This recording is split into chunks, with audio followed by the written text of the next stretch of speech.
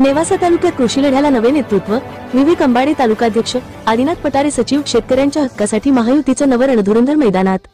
नेवासा तालुक्यातील शेतकऱ्यांच्या प्रश्नांवर ठाम भूमिका घेणाऱ्या नेतृत्वाची गरज ओळखून पद्मश्री डॉक्टर विठ्ठलराव विखे पाटील कृषी परिषदेच्या बैठकीत रस्तापूर गावचे प्रगतिशील, अभ्यासू आणि लोकांमध्ये प्रभावी युवा शेतकरी श्री विवेक पोपटराव अंबाडे यांची नेवासा तालुका अध्यक्षपदी, तर धामोरी गावचे शेतकरी व नवीन विचारांचे कार्यकर्ता श्री आदिनाथ रावसाहेब पटारे यांची तालुका सचिवपदी एकमताने नियुक्ती करण्यात आली.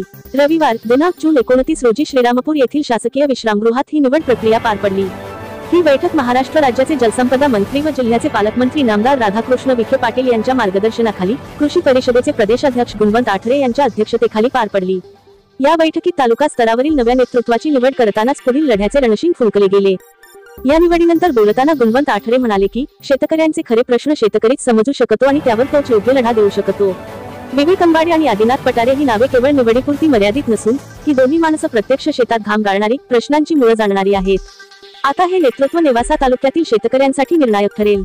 या निवडीवेळी कृषी परिषदेचे प्रदेश उपाध्यक्ष सुरेश तरकसे, अहिल्यानगर जिल्हाध्यक्ष रावसाहेब घुमरे, जिल्हाध्यक्ष रावसाहेब भोगरे, राजेंद्र लोढे, नानासाहेब डौले, शंकर कनगरे यांच्यासह अनेक पदाधिकारी उपस्थित होते. नवनियुक्त पदाधिकाऱ्यांचा शाल, श्रीफळ व पुष्पगुच्छ देऊन सन्मान करण्यात आला. त्यानंतर आयोजित बैठकीत नव्या नियुक्त अधिकाऱ्यांना नियुक्तीपत्र देण्यात आले आणि कृषी परिषदेच्या पुढील कामकाजाबाबत माहिती व दिशा स्पष्ट करण्यात आली.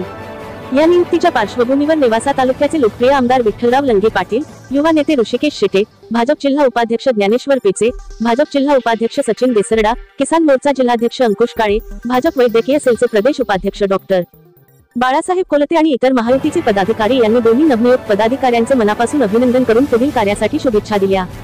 ही निवड केवळ औपचारिकता नसून शेतकऱ्यांच्या हक्कासाठी झुंजणाऱ्या नेतृत्वाची एक स्पष्ट घोषणा आहे.